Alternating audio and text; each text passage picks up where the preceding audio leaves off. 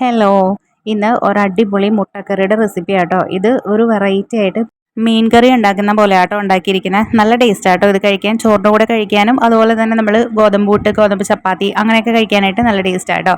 അപ്പോൾ ഇതുപോലെ ട്രൈ ചെയ്യാത്തവർ ഒരു പ്രാവശ്യം ഒന്ന് ട്രൈ ചെയ്ത് നോക്കൂ കേട്ടോ. അതുപോലെ ചാനൽ കാണുന്നവർ, സബ്സ്ക്രൈബ് ചെയ്യാത്തവർ ഒന്ന് സബ്സ്ക്രൈബ് ചെയ്തിട്ട് വീഡിയോ ലൈക്ക് ചെയ്യുകയും ചെയ്യണം കേട്ടോ.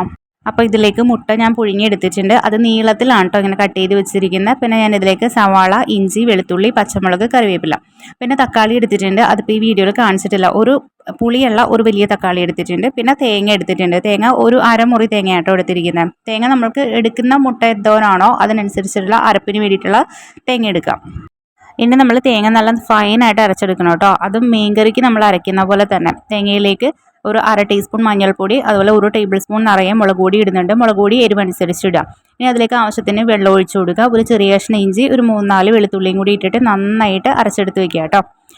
ഇനി ഒരു പാൻ വെച്ചിട്ട് അത് ചൂടായി വരുമ്പോൾ അതിലേക്ക് വെളിച്ചെണ്ണ ഒഴിച്ചു കൊടുക്കുക. വെളിച്ചെണ്ണ തന്നെ ഒഴിക്കാൻ ശ്രമിക്കുക.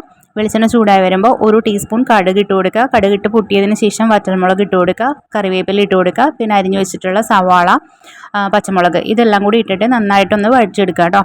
അതുപോലെ കറിയിലേക്ക് വേണ്ടിയിട്ടുള്ള ഉപ്പ് ഇപ്പോഴേ ഇട്ട് കൊടുക്കുക കേട്ടോ. അപ്പോൾ സവാള നമുക്ക് പെട്ടെന്നൊന്ന് വഴന്ന് കിട്ടുകയും ചെയ്യും. ഇനി ഒരു പകുതി വേവാകുമ്പോഴത്തേക്കും ഇതിലേക്ക് വേണ്ട തക്കാളി നമുക്ക് ചേർത്ത് കൊടുക്കാം. ഞാനൊരു വലിയ തക്കാളി എടുക്കുന്നുണ്ട്. നല്ല പുളിയുള്ള തക്കാളിയാണ്. ഇനി പുളി ഇല്ലാത്ത തക്കാളി ആണെങ്കിൽ 1-2 ചേർത്തോളൂ. ഇനി അതല്ലെങ്കിൽ നമുക്കൊരു കഷ്ണം പച്ചമാങ്ങയോ അല്ലെങ്കിൽ കുടംപുളിയോ ചേർത്ത് കൊടുത്താൽ മതി കേട്ടോ, പുളിയുടെ ടേസ്റ്റിന് വേണ്ടിയിട്ട്. ഇനി ഇതെല്ലാം നന്നായിട്ട് മുരിഞ്ഞ് വരുമ്പോഴത്തേക്ക് ഇതിലേക്ക് നമ്മൾ അരച്ച് വെച്ചിട്ടുള്ള അരപ്പ് ചേർത്ത് കൊടുക്കാം.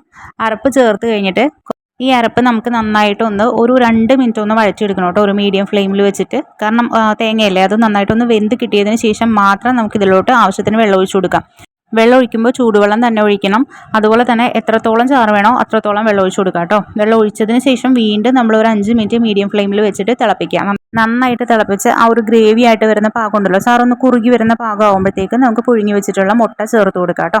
അതിനുശേഷം നമ്മൾ ഉപ്പ് ഉണ്ടോ എന്ന് നോക്കുക. ഉപ്പ് കുറവാണെങ്കിൽ ഉപ്പ് ചേർത്ത് കൊടുക്കുക. അതുപോലെ ഒരു ചെറിയ ഒരു 1/4 ടീസ്പൂണോളം പഞ്ചസാരയോ ശർക്കരയോ ചേർത്ത് കൊടുക്കുക കേട്ടോ.